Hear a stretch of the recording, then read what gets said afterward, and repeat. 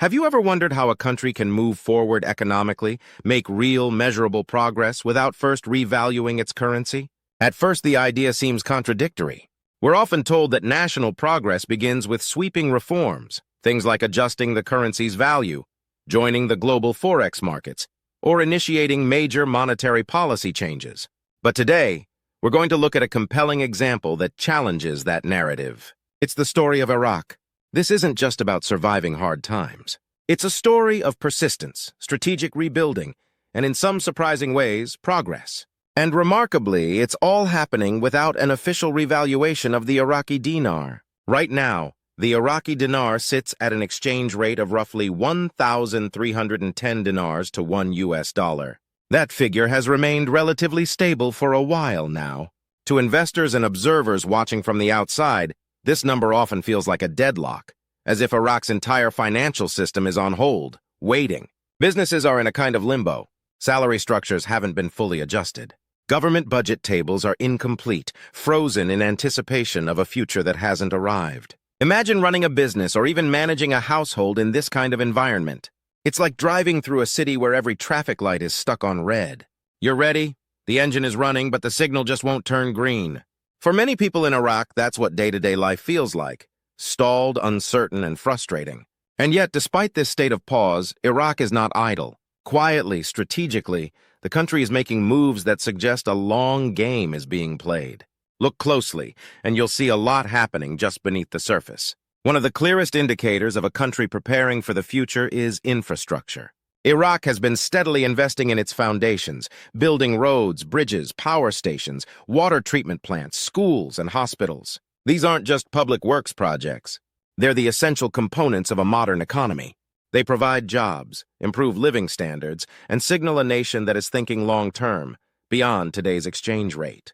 Iraq is also leaning into one of its most valuable natural resources, oil. Its vast oil reserves remain a cornerstone of the country's revenue.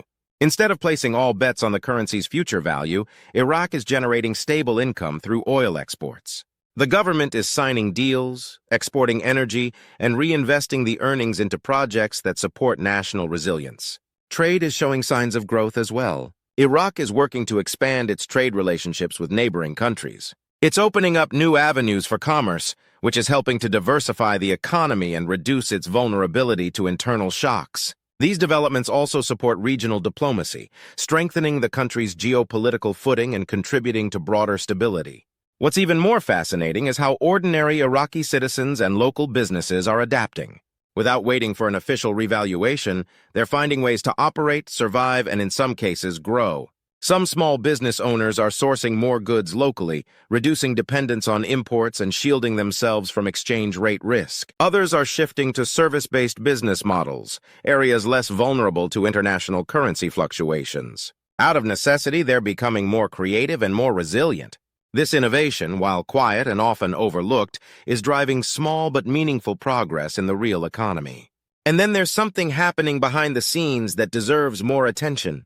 A few months ago, an article quoted Iraq's central bank governor discussing the long-talked-about plan to remove the zeros from the Iraqi dinar.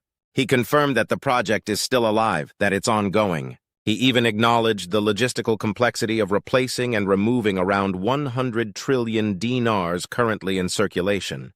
But most interestingly, he mentioned that the change wouldn't happen in that particular year. That article came out about a year ago.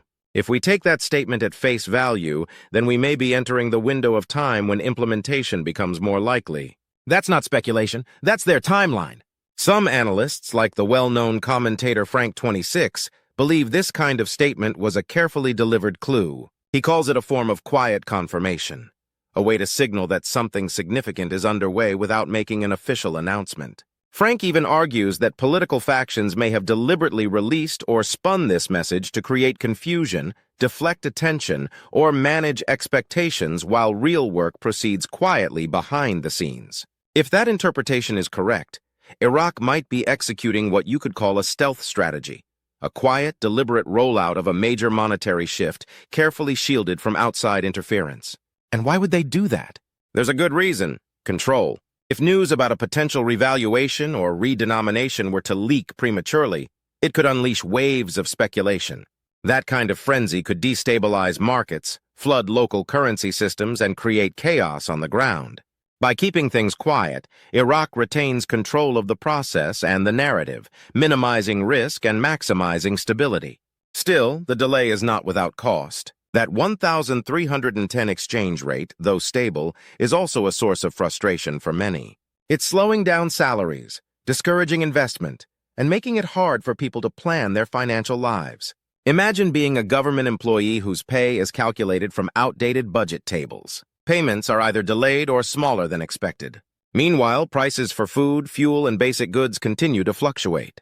Budgeting becomes guesswork. Planning for the future feels nearly impossible. The psychological burden of this kind of uncertainty is enormous. And yet, progress continues. There's a renewed focus on education. The government and private sector are working to equip the younger generation with skills that matter in today's world: technology, healthcare, engineering, and more. This is vital.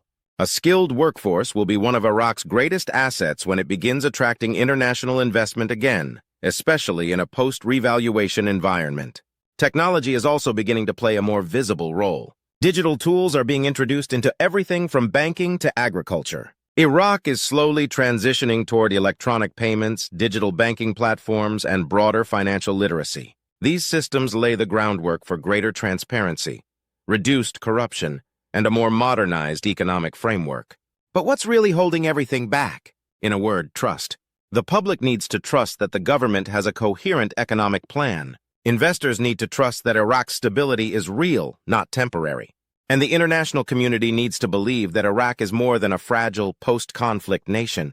It's a country with vision, strategy, and discipline. Building that trust takes time. It takes visible progress. It takes communication. Iraq's financial leadership will need to open more channels of dialogue, even if cautiously. They'll need to demonstrate their roadmap, show how inflation will be managed, how currency changes will be implemented, and how the public will be protected during that transition.